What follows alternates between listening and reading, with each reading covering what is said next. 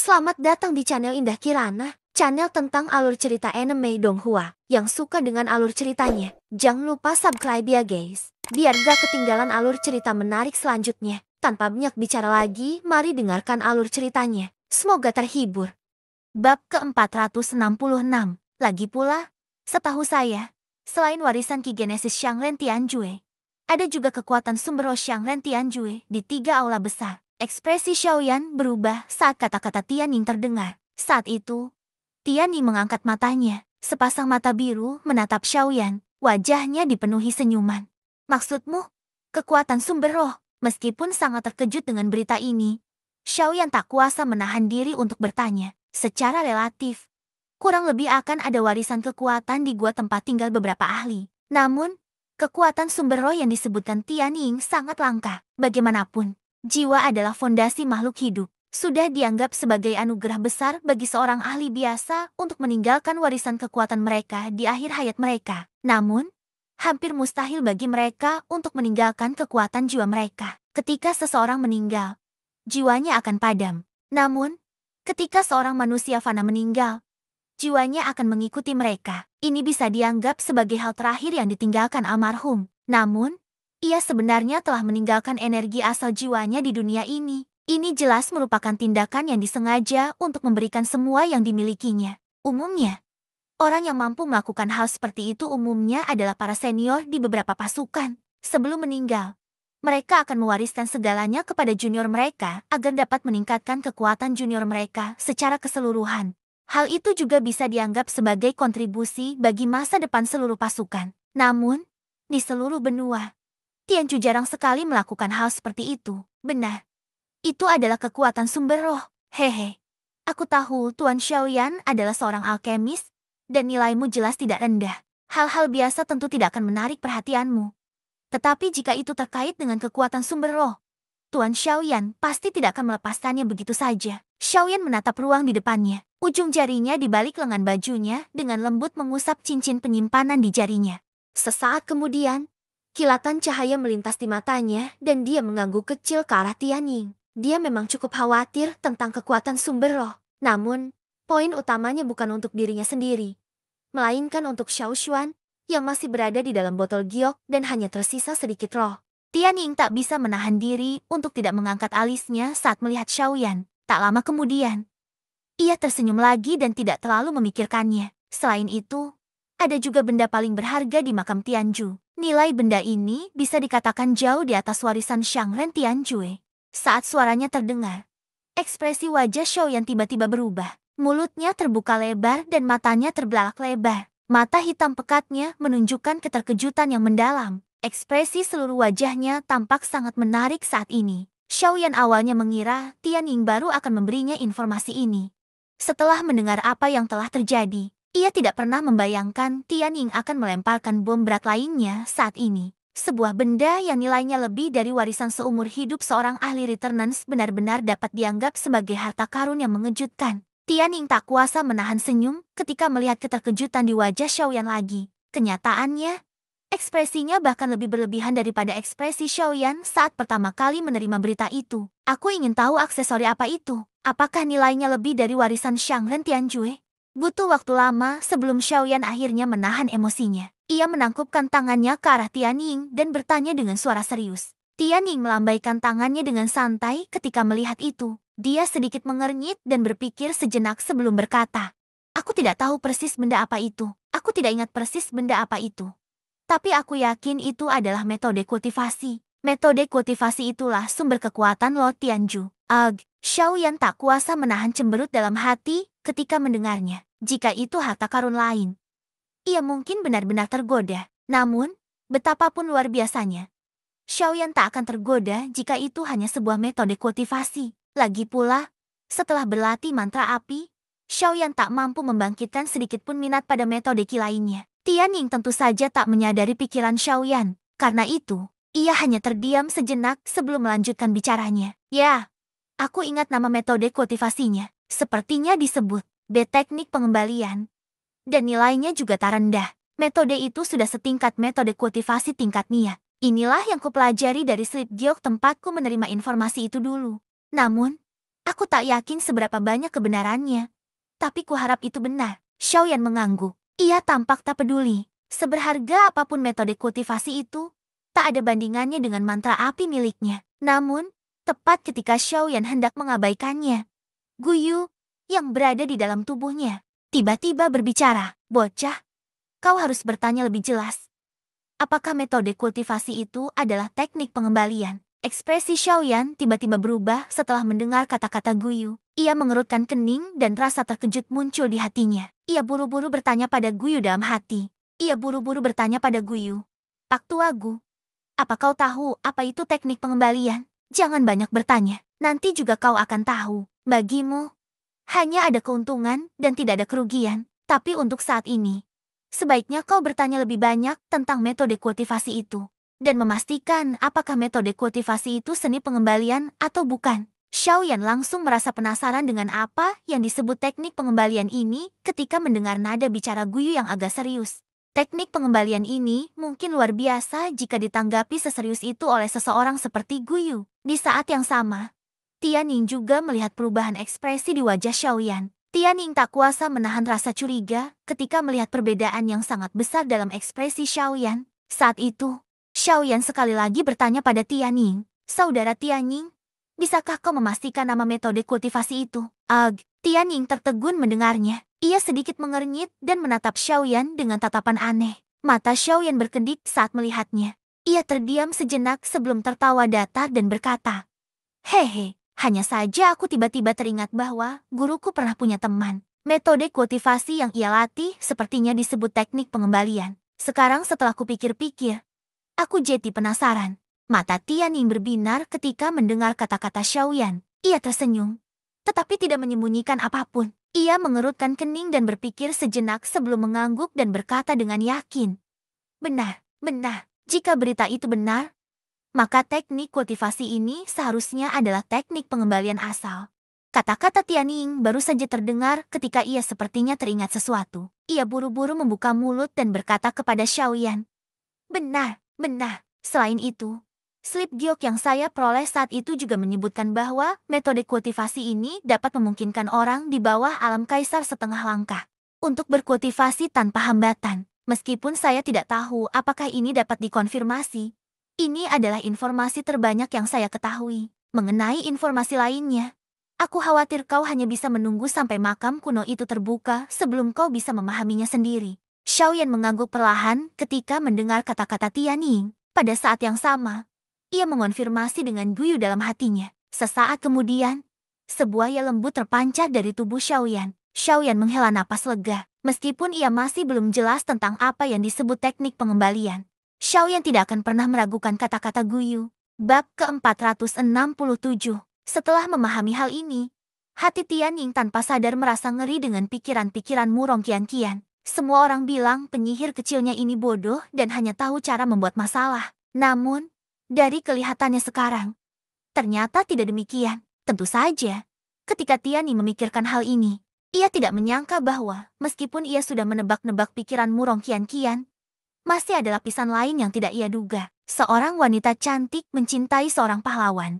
Penyelamatan Xiaoyan beberapa kali serta penampilannya sebelumnya tanpa disadari telah menyebabkan emosi rumit yang tak terduga muncul di hati murong kian-kian. Mungkin ia sendiri tidak menyadari hal ini. Wajah Xiaoyan tampak tenang selama perjalanan yang membosankan itu. Tatapannya sesekali menatap ke langit yang jauh sambil merenungkan sesuatu di dalam hatinya. Sedangkan wanita muda ini, ia sama sekali tidak menyadari berapa kali ia menatap Xiaoyan karena ia terus-menerus menoleh ke belakang. Setelah pulih, ekspresi Xiaoyan tidak berubah menghadapi kata-kata Tianning. Namun, ia sangat terkejut di dalam hatinya. Namun, sesaat kemudian, mata Xiaoyan berputar. Sebelum Xiaoyan sempat membuka mulutnya, murong kian-kian yang berada di depan tiba-tiba jatuh dengan cepat ke arah pegunungan di bawah. Ekspresi wajah beberapa dari mereka tanpa sadar sedikit terkejut ketika melihat ini. Setelah itu, Xiaoyan segera tersadar. Ekspresi wajahnya berubah seiring gerakan tubuhnya. Ia langsung menggunakan langkah kepunahan langit di bawah kakinya, mengikuti gelombang suara angin yang menderu tajam. Tubuh Xiaoyan bagaikan anak panah yang menembus awan saat ia melesat dengan cepat dan tiba di depan wanita muda itu. Baru pada saat inilah ketiga Tianning di langit tersadar. Mereka melihat hutan pegunungan yang familiar di bawah, serta Xiaoyan yang telah melesat di depan wanita muda itu. Kata-kata yang hendak mencapai mulut mereka terpaksa ditelan kembali di saat berikutnya. Xiaoyan mengerutkan kening ketika melihat tubuh indah wanita muda itu jatuh dengan cepat. Ia tak bisa menahan keraguan di hatinya. Wanita muda di depannya jelas telah menyempurnakan pil obat. Mengapa ia jatuh dari langit saat ini? Xiaoyan menggelengkan kepalanya tak berdaya dalam hati. Ia segera melangkah maju dan memeluk erat wanita muda yang terjatuh itu. Adegan ini membuat sudut mulut ketiga orang di langit berkedut hebat. Merasakan tubuh wanita muda yang hangat dan lembut dalam pelukannya. Xiaoyan tak sempat memeriksa luka-luka di tubuh wanita muda itu ketika wanita muda dalam pelukannya tiba-tiba menjerit. Tubuhnya yang lembut dan indah meronta dalam pelukan Xiaoyan sebelum ia buru-buru melepaskan diri. Setelah itu, ia menatap Xiaoyan dengan marah. Alisnya yang indah dan rona merah menyala. Nakal, apa yang kau coba lakukan?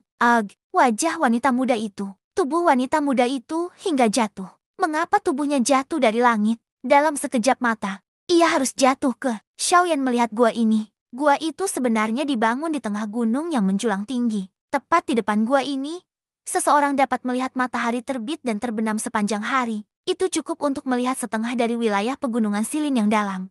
Dengan rumah gua yang begitu megah dan megah, tak sulit menebak bahwa di antara ketiga orang itu, rumah gua ini pasti milik elang langit. Haha, selamat datang Tuan Xiaoyan di guaku. Saat Xiaoyan masih terkejut, sosok Tianning tanpa sadar muncul di atas panggung batu tak jauh dari Xiaoyan. Saat itu, ia menatap Xiaoyan dan murong kian-kian sambil tersenyum. Namun, senyum itu tampak agak menyedihkan di mata Xiaoyan. Di belakangnya, singa api dan Geng Xiong juga turun. Saat Xiaoyan memandang mereka, ia mendapati bahwa bahkan Geng Xiong yang biasanya tegas pun menampakkan senyum menyedihkan yang persis sama dengan duo Tianning. Batuk-batuk. Melihat ini, Xiaoyan hanya bisa terbatuk canggung 2 kali. Ia mengalihkan pandangannya dan mendapati bahwa murong kian-kian masih menatap Xiaoyan dengan tatapan melahap di wajah mungilnya. Hal ini membuat Xiaoyan merasa sangat malu di dalam hatinya. Bajingan busuk. Wanita muda itu meludah pelan. Tatapannya tajam ke arah Xiaoyan.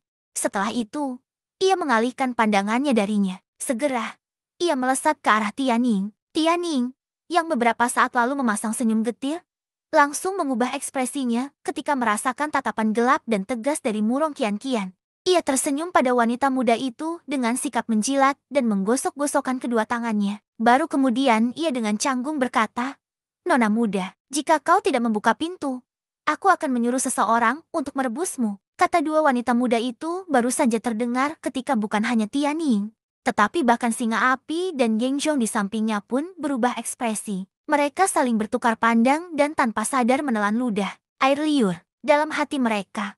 Mereka tahu bahwa bibi buyut di depan mereka ini benar-benar marah. Tianning buru-buru maju beberapa langkah. Ia mengangkat kedua tangannya dan membentuk beberapa segel rumit. Baru kemudian pintu batu tebal dan berat di depan mereka perlahan terbuka di tengah serangkaian suara gerinda. Ketika pintu batu terbuka, yang tampak di hadapan kelompok Xiaoyan adalah sebuah terowongan yang dalam. Terowongan ini begitu besar sehingga memungkinkan puluhan orang berjalan berdampingan. Tingginya juga ratusan kaki, membuat orang merasa terintimidasi pada pandangan pertama. Haha, Tuan Xiaoyan, kumohon, kediaman kami sederhana dan sederhana. Aku ingin tahu apakah kediaman guaku akan mampu menarik perhatian Tuan Xiaoyan dibandingkan dengan istana-istanamu itu. Tianning tersenyum dan memberi isyarat mengundang ke arah Xiaoyan. Adapun murong kian-kian, ia sudah memimpin untuk memasuki kediaman gua ketika pintu itu terbuka. Xiaoyan menggelengkan kepala dan tersenyum ketika mendengar kata-kata Tianning. Kediaman gua yang begitu megah sebenarnya digambarkan sederhana dan sederhana. Bagaimana mungkin bangunan-bangunan ini, yang megah di mata manusia, bisa bertahan seperti ini? Haha, aku tidak begitu tahu banyak tentang hal-hal seperti ini. Aku sudah lama berada di luar, makan dan tidur di tempat terbuka. Tidak apa-apa, asalkan aku punya tempat tinggal. Kenapa aku harus menyelidiki apakah itu hebat atau tidak? Xiaoyan tersenyum, kedua matanya sedikit berkedip. Segera, ia melangkah masuk ke dalam terowongan. Di belakangnya, Tianning dan singa api saling pandang dan tersenyum. Tak lama kemudian, mereka juga dengan cepat melangkah masuk ke dalam terowongan. Pintu batu tertutup, tetapi terowongan itu tidak gelap. Sebaliknya, seluruh terowongan itu terang benderang di bawah cahaya lembut dari banyak mutiara malam. Setelah Tianying dan dua orang lainnya memasuki terowongan, mereka langsung berjalan di kedua sisi Xiaoyan. Saat ini, Tianying dan dua orang lainnya sudah menganggap Xiaoyan sebagai ahli yang setara dengan mereka. Meskipun kultivasinya tampak hanya kaisar setengah bela diri bintang 5. Kekuatan yang dimilikinya cukup untuk membuat kaisar setengah bela diri bintang 9 menundukkan kepala di hadapannya. Mereka berempat berjalan berdampingan di dalam terowongan. Di dalam terowongan megah ini, tubuh manusia sekecil semut. Saat mereka berjalan maju, Xiaoyan diam-diam memikirkan sesuatu di dalam hatinya. Setelah beberapa lama, barulah Xiaoyan mengangkat pandangannya. Sambil berjalan, ia mengalihkan pandangannya ke arah Tianying dan bertanya, "Saudara Tianying, bolehkah saya memulai dengan Anda untuk permintaan pertama saya?" Bab ke-468. Di dalam terowongan yang dalam, langkah kaki keempat orang itu terhenti saat kata-kata Xiaoyan terpancar. Tianying tanpa sadar mengangkat alisnya ketika mendengar kata-kata Xiaoyan. Ia merasa sedikit terkejut. Awalnya ia berpikir bahwa Xiaoyan akan mempertimbangkan ketiga permintaan ini untuk waktu yang lama. Namun, ia tidak menyangka bahwa Xiaoyan telah memutuskan dalam waktu sesingkat itu. Tianying merenung sejenak sebelum ia sedikit mengernyit. Ia mengangkat matanya untuk melihat Xiaoyan dan bertanya, "Tuan Xiaoyan, apakah Anda yakin tidak ingin mempertimbangkan kembali?" Wajah Xiaoyan menunjukkan sedikit senyum ketika mendengar ini. Ia mengangguk sedikit sebelum matanya tertuju pada tubuh Tianying. Tiup matanya yang hitam pekat seperti kolam yang dalam dengan kilatan yang berkedip-kedip jauh di dalamnya. Setelah itu, Xiaoyan tersenyum dan bertanya pada Tianying sebagai gantinya. "Haha, saudara Tianying, kau belum mendengarkanku. Kenapa kau malah menyarankanku untuk mempertimbangkannya dulu?" Haha, ini hanya tebakan pribadiku, Tuan Xiaoyan. Jangan meragukanku." Ekspresi wajah Tianying langsung mengeras ketika mendengar kata-kata Xiaoyan. Ia segera menangkupkan kedua tangannya ke arah Xiaoyan dan tertawa. Dari adegan sebelumnya, Tianying sudah tahu bahwa hubungan antara Xiaoyan dan bibi kecilnya itu tidak biasa. Lagi pula, jika orang lain yang berani memeluk tubuhnya, orang itu pasti akan dicabik-cabiknya. Mengapa dia berbalik dan melarikan diri dengan wajah memerah? Pikiran yang berbeda tanpa sadar muncul di hati Tianying saat ia menatap Xiaoyan di depannya. Jika nona mudanya tidak hanya menyukai potensi masa depan Xiaoyan, tetapi juga menyukainya sebagai pribadi, identitas pemuda berjubah hitam di depannya ini kemungkinan besar akan luar biasa di masa depan. Karena itu, jika ia bisa membangun hubungan baik dengannya sekarang, mungkin ia akan bisa berbicara dengannya ketika mereka bertemu di masa depan. Tentu saja, Xiaoyan secara alami tidak menyadari pikiran Tianying saat ini. Ketika ia mendengar kata-kata Tianying, Xiaoyan tersenyum tipis dan melambaikan tangannya dengan lembut, menunjukkan bahwa ia tidak keberatan. Tak lama kemudian, ia membuka mulut dan tertawa.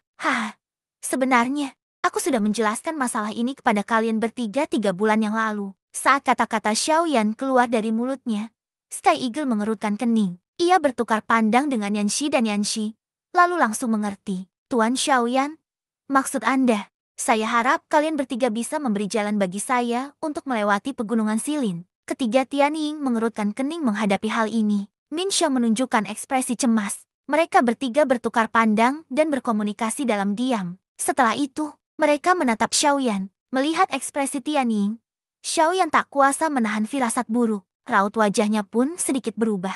"Tuan Xiaoyan, bukan berarti kami bertiga enggan memberi jalan. Namun, pegunungan Silin punya aturannya sendiri. Tak seorang pun diizinkan memasuki pedalaman pegunungan Silin. Aturan ini bahkan tak boleh dilanggar oleh kami bertiga." Alis Xiaoyan yang semula berkerut menjadi semakin berkerut setelah mendengar kata-kata Tianying.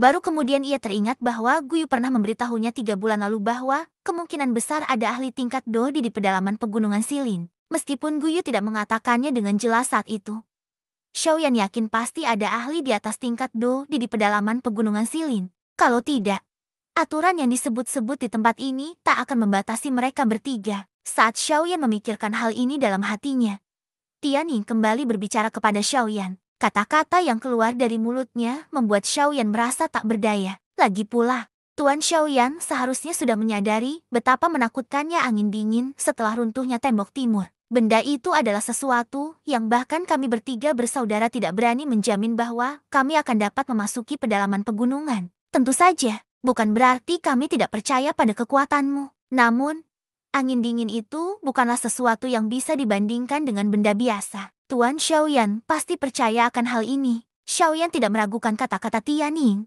Lagi pula, angin dingin yang menakutkan dari 3 bulan lalu terasa seperti kemarin ketika ia memikirkannya sekarang. Masih segar dalam ingatannya. Xiaoyan tidak meragukan bahwa, meskipun ia mengerahkan seluruh kekuatannya, kemungkinan besar ia tidak akan mampu mencapai bagian tengah pedalaman pegunungan Silin.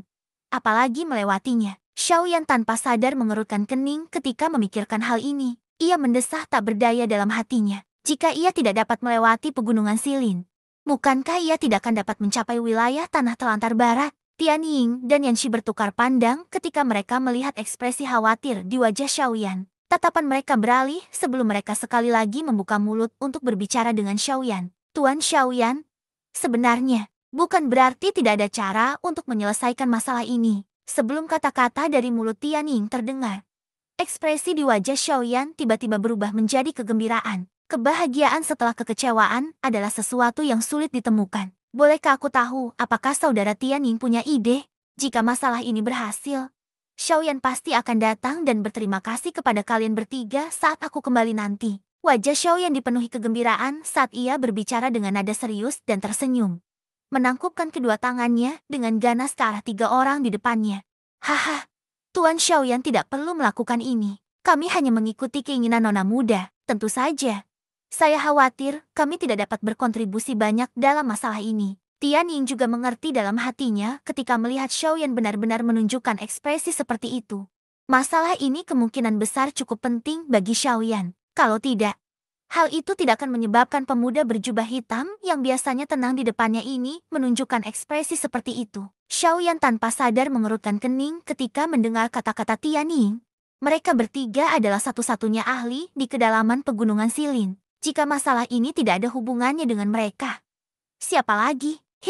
Detik berikutnya, Xiaoyan tiba-tiba menghirup udara dingin. Ada ekspresi terkejut di wajahnya. Tiba-tiba, ia sepertinya memikirkan sesuatu di dalam hatinya. Sepasang mata hitam pekat langsung terangkat. Kedua matanya terbelalak saat menatap Tianying di depannya. Wajahnya dipenuhi keterkejutan. Tianying langsung mengangguk dan tersenyum ketika melihat ini. Dalam hatinya, ia tahu Xiaoyan sudah menebak jawabannya. Karena itu, ia tidak bertele-tele dan langsung berkata, "Benar, metode ini adalah milik nona mudaku." Meskipun hatinya sudah tahu jawabannya, sudut mulut Xiaoyan masih berkedut tanpa sadar ketika mendengar Tianying mengatakannya secara langsung.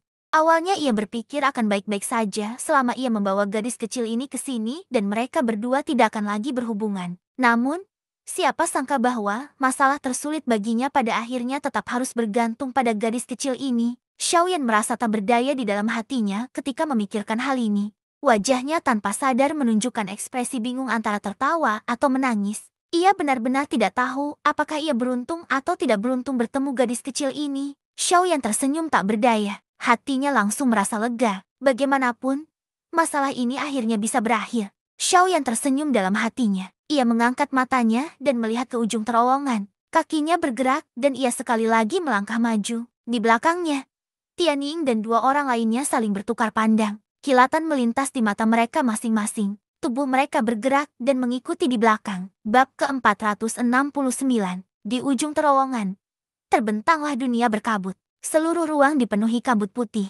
Setelah kedatangan kelompok Xiaoyan, kabut di depan mereka berempat langsung menyebar ke samping. Sebuah jalan setapak yang terbuat dari platform batu yang melayang di udara muncul di depan kelompok Xiaoyan. Haha, Tuan Xiaoyan, kumohon. Xiaoyan tanpa sadar mengangkat alisnya saat menyaksikan pemandangan di depannya dengan ekspresi terkejut. Pada saat ini, tawa samar terdengar dari mulut Lang Langit di sampingnya. Xiaoyan tersenyum sopan setelah mendengar ini. Setelah itu, ia melangkahkan kakinya dan perlahan melangkah maju. Sesaat kemudian, saat kabut menghilang, sebuah istana besar muncul di kedalaman ruang ini. Seluruh istana tampak megah dan megah, membuat orang-orang tanpa sadar berseru kagum saat melihatnya. Setelah beberapa dari mereka memasuki aula besar, mereka masih tidak melihat sosok Murong Qian-Qian. Kemungkinan besar dia telah pergi ke tempat lain. Beberapa dari mereka tersenyum tak berdaya mendengarnya. Karena luka-luka di tubuh singa api, ia meninggalkan tempat ini untuk sementara waktu bersama Zhonggang. Dalam sekejap mata,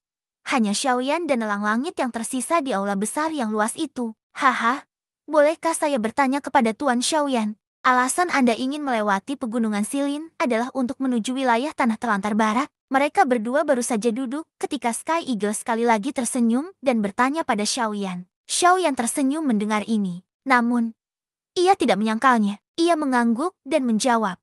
Memang, alasan saya ingin melewati pegunungan Silin adalah untuk menuju wilayah tanah terlantar barat. Elang Langit mengangguk dan melanjutkan berbicara. Kudengar wilayah tanah terlantar barat adalah tempat paling kacau di wilayah barat. Tentu saja, itu juga merupakan tempat harta karun. Xiaoyan mengangkat alisnya sedikit. Ia tak bisa menahan diri untuk tidak merasa sedikit terkejut. Ia hanya tahu bahwa itu adalah tempat latihan. Namun, dari tatapan Sky Eagle, sepertinya bukan hanya itu alasannya. Dari kata-kata ini, sepertinya saudara Elang Langit cukup familiar dengan wilayah tanah terlantar barat. Haha, aku juga pernah ke wilayah Western Tessellation di masa mudaku. Harus kuakui, itu memang tanah harta karun kultivasi. Meskipun agak berbahaya, justru karena itulah tempat ini semakin menarik. Lagi pula, seorang ahli sejati dibentuk melalui darah dan daging, dan bukan sesuatu yang bisa dicapai melalui kultivasi yang damai. Xiaoyan mengangguk menanggapi kata-kata Sky Eagle. Sejak ia mulai berkultivasi, keadaannya selalu sama. Ia telah melihat terlalu banyak murid dari keluarga bangsawan. Sekalipun mereka berhasil dalam kultivasi, tetap saja akan sulit bagi mereka untuk mencapai kebesaran jika mereka tidak melalui proses penempaan pertempuran. Lagi pula, sebagus apapun batu giok, jika tidak dipoles, akan sulit baginya untuk menjadi perhiasan yang sempurna. Terlebih lagi bagi manusia. Haha, Tuan Xiaoyan masih muda dan menjanjikan. Tentu saja saya tidak perlu menjelaskan lebih lanjut tentang ini. Namun, ada sesuatu yang saya tidak tahu apakah Tuan Xiaoyan mengerti. Alasan saya mengatakan bahwa wilayah desolasi barat adalah tanah harta karun, bukan hanya karena itu adalah tanah harta karun kultivasi. Pada titik ini, tubuh Xiaoyan tanpa sadar sedikit tegak. Xiaoyan tidak tahu banyak tentang wilayah desolasi barat. Jika dia bisa belajar sedikit dari mulut Elang Langit, tentu saja itu bagus. Saya tidak akan bicara terlalu banyak tentang hal-hal lain. Lagi pula, wilayah desolasi barat adalah tempat di mana orang baik dan jahat bercampur. Saya tidak bisa mengatakan apapun dengan pasti. Karena itu, saya tidak bisa menjelaskan terlalu banyak kepada Tuan Xiaoyan. Namun, Tuan Xiaoyan seharusnya juga tahu tentang makam kuno ujung surga. Mendengar topik yang berkaitan dengannya, ekspresi Xiaoyan tanpa sadar berhenti sejenak. Namun, ia merasa sedikit kecewa di hatinya. Jika hanya masalah seperti ini, kemungkinan besar ia tidak perlu mengerti. Lagi pula, sejak makam kuno ujung surga ditemukan, tak seorang pun tahu apapun tentangnya. Oleh karena itu, bahkan jika Elang Langit memberitahu Xiaoyan tentang hal itu sekarang, kemungkinan itu hanyalah informasi yang sudah diketahui dari dunia luar. Makam kuno ujung surga. Ya, siapa di wilayah barat yang tidak tahu tentang ini? Sambil menggelengkan kepalanya pelan, rasa penasaran yang baru saja menyala di hati Xiaoyan langsung padam. Haha, Tuan Xiaoyan sepertinya tidak berpikir aku bisa memberimu informasi yang berbeda. Haha, saat itu, Elang Langit, yang duduk di hadapan Xiaoyan, tersenyum tipis. Wajahnya dipenuhi senyum saat ia menatap Xiaoyan. Ada warna berbeda yang terus mengalir di matanya. Oh, jangan bilang kalau kakak Elang Langit tahu hal lain. Xiaoyan langsung mengangkat matanya ketika mendengar tawa Elang Langit. Seketika, ia menatap lawan bicaranya. Pada saat yang sama, riak emosi muncul tanpa sadar di matanya yang tanpa emosi. Jika memang begitu, Xiaoyan pasti tidak akan melepaskannya. Bahkan hal sekecil apapun. Haha, aku memang mendapatkan beberapa informasi mengenai makam kuno ujung surga secara kebetulan. Tentu saja, saya tidak dapat memastikan apakah itu benar atau salah. Namun, saya yakin siapapun yang mengetahui hal ini lebih suka mempercayainya daripada tidak. Jadi saya mengingatnya. Elang Langit sedikit menundukkan kepalanya sambil mengerutkan kening dan merenung. Xiaoyan mengangguk pelan ketika mendengar ini. Telinganya dengan saksama mendengarkan setiap kata yang diucapkan Elang Langit, tidak berani melewatkan apapun. Lagi pula, ini terkait dengan kediaman seorang ahli returnance. Bagaimana mungkin Xiaoyan ceroboh dan tidak mendengarkannya? Menurut pemahaman saya saat itu, setelah Tianju menciptakan rumah gua, sebelum meninggal, ia mengubah kultivasi hidupnya menjadi warisan dan menyegelnya. Kemudian, ia membaginya menjadi 3 bagian dan menempatkannya di 3 aula makam kuno Tianju. Mata Xiaoyan langsung berbinar cerah ketika mendengar ini. Ia langsung bersemangat. Xiaoyan yakin ia akan mampu menembus level Dou di dalam waktu yang sangat singkat jika ia bisa mendapatkan warisan seorang ahli returnance. Godaan ini terlalu besar. Sky Eagle tersenyum melihat kegembiraan di wajah Xiaoyan. Ia menggelengkan kepalanya pelan dan melanjutkan. Ada 3 aula di dalam makam kuno ujung surga. Di luar ketiga aula tersebut, terdapat lapisan segel. Terlebih lagi, segel ini sangat istimewa. Itu harus dibuka dengan 3 keterampilan terkenal Tianju. Begitu seseorang mencoba menggunakan kekuatan eksternal untuk membuka segel, akibatnya warisan dan harta karun lainnya di dalamnya akan hancur bersamanya. Xiaoyan sama sekali tidak tersenyum ketika mendengar ini. Sebaliknya, ia hanya bisa mengerutkan kening. Jika memang begitu, ia pasti akan menjadi incaran semua orang. Lagi pula, 2 dari 3 keahlian hebat yang membuat Tianju Shangren terkenal berada di tangan kedua sekte tersebut. Para ahli biasa itu tentu saja tidak akan berani dengan mudah menjadi musuh mereka. Jika ini terjadi, Xiaoyan harus hadir jika ia ingin membuka segel. Pada saat itu, bahkan tanpa 4 sekte besar, Xiaoyan masih akan menghadapi musuh yang tak terhitung jumlahnya. Xiaoyan mendesah tak berdaya ketika memikirkan hal ini. Ia baru saja akan menggelengkan kepalanya ketika Tianning sekali lagi membuka mulutnya. Kali ini, ekspresi wajah Xiaoyan sekali lagi berubah setelah kata-kata Tianning terdengar. Bab ke-470. Lagi pula, setahu saya, selain warisan Ki Genesis Shangren Tianjue, ada juga kekuatan sumber roh Shangren Tianjue di 3 aula besar. Ekspresi Xiaoyan berubah saat kata-kata Tianning terdengar. Saat itu, Tianning mengangkat matanya. Sepasang mata biru menatap Xiaoyan. Wajahnya dipenuhi senyuman. Maksudmu, kekuatan sumber roh? Meskipun sangat terkejut dengan berita ini, Xiaoyan tak kuasa menahan diri untuk bertanya. Secara relatif, kurang lebih akan ada beberapa warisan kekuatan di dalam gua tempat tinggal beberapa ahli. Namun, energi sumber spiritual yang disebutkan elang langit sangat langka. Bagaimanapun, jiwa adalah fondasi makhluk hidup. Sudah dianggap sebagai anugerah besar bagi seorang ahli biasa untuk meninggalkan warisan kekuatan mereka di akhir hayatnya. Namun, hampir mustahil bagi mereka untuk meninggalkan kekuatan jiwa mereka. Ketika seseorang meninggal, jiwanya akan padam. Namun, ketika seorang manusia fana meninggal, jiwanya akan mengikuti mereka. Hal ini dapat dianggap sebagai hal terakhir yang ditinggalkan almarhum. Namun, ia sebenarnya telah meninggalkan energi asal jiwanya di dunia ini. Ini jelas merupakan tindakan yang disengaja untuk memberikan semua yang dimilikinya. Umumnya, orang yang mampu melakukan hal seperti itu umumnya adalah para senior di beberapa pasukan. Sebelum meninggal, mereka akan mewariskan segalanya kepada junior mereka agar dapat meningkatkan kekuatan junior mereka secara keseluruhan. Hal itu juga bisa dianggap sebagai kontribusi bagi masa depan seluruh pasukan. Namun, di seluruh benua, Tianju jarang sekali melakukan hal seperti itu. Benar, itu adalah kekuatan sumber roh. Hehe, aku tahu Tuan Xiaoyan adalah seorang alkemis, dan nilaimu jelas tidak rendah. Hal-hal biasa tentu tidak akan menarik perhatianmu. Tetapi jika itu terkait dengan kekuatan sumber roh, Tuan Xiaoyan pasti tidak akan melepaskannya begitu saja. Xiaoyan menatap ruang di depannya. Ujung jarinya di balik lengan bajunya dengan lembut mengusap cincin penyimpanan di jarinya. Sesaat kemudian, kilatan cahaya melintas di matanya dan dia mengangguk kecil ke arah Tianning. Dia memang cukup khawatir tentang kekuatan sumber roh. Namun, poin utamanya bukan untuk dirinya sendiri, melainkan untuk Xiao Xuan, yang masih berada di dalam botol giok dan hanya tersisa sedikit roh. Tianning tak kuasa menahan diri untuk tidak mengangkat alisnya saat melihat Xiaoyan. Tak lama kemudian, ia tersenyum lagi dan tidak terlalu memikirkannya. Selain itu, ada juga benda paling berharga di dalam makam itu. Nilai benda ini bisa dibilang jauh di atas warisan Shangren Tianjue. Saat suaranya terdengar, ekspresi wajah Xiaoyan tiba-tiba berubah.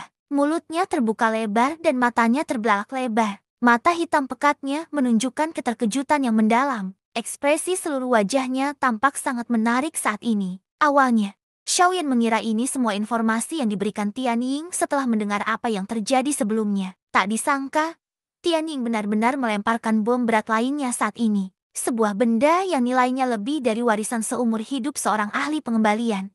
Benar-benar bisa dianggap sebagai harta karun yang mengejutkan. Tianning tak kuasa menahan senyum ketika melihat keterkejutan di wajah Xiaoyan lagi. Kenyataannya, ekspresinya bahkan lebih berlebihan daripada ekspresi Xiaoyan saat pertama kali menerima berita itu. Aku ingin tahu aksesori macam apa ini.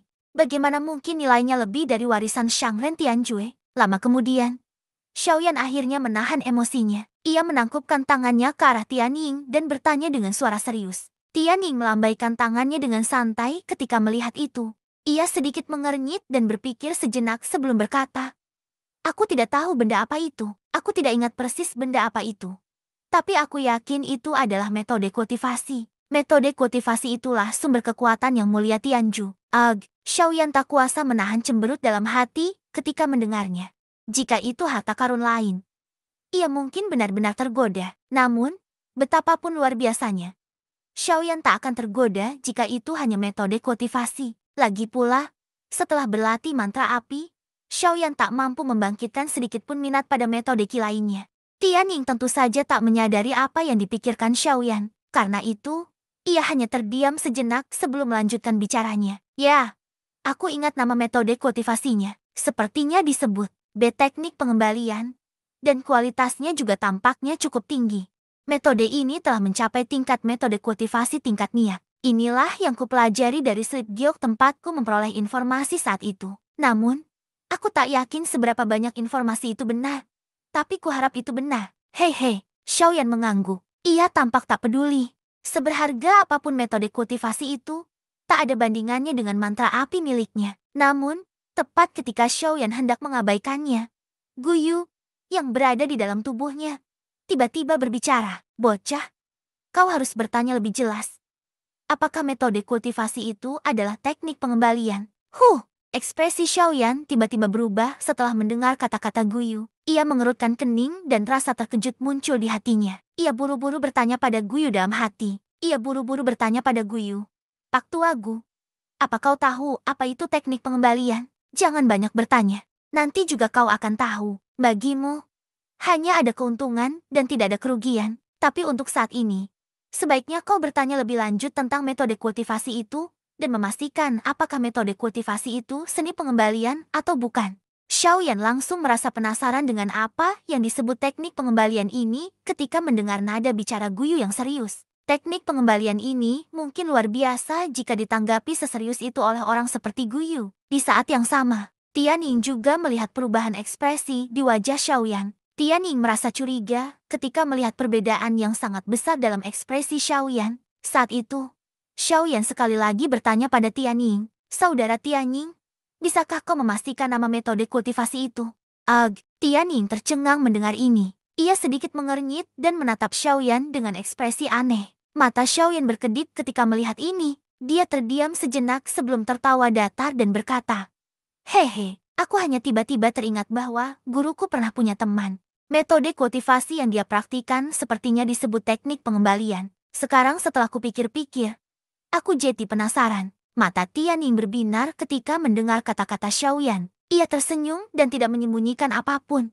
Ia mengerutkan kening dan berpikir sejenak sebelum mengangguk dan berkata dengan yakin, "Benar sekali, benar sekali. Jika berita itu benar, maka teknik kultivasi ini seharusnya adalah teknik pengembalian asal." Kata-kata Tianying baru saja terdengar ketika ia sepertinya teringat sesuatu. Ia buru-buru membuka mulut dan berkata kepada Xiaoyan, "Benar sekali, benar sekali. Selain itu, Sleep Giok yang kuperoleh saat itu juga menyebutkan bahwa metode kultivasi ini dapat memungkinkan orang di bawah alam kaisar setengah langkah untuk berkultivasi tanpa hambatan. Meskipun aku tidak tahu apakah ini dapat dikonfirmasi.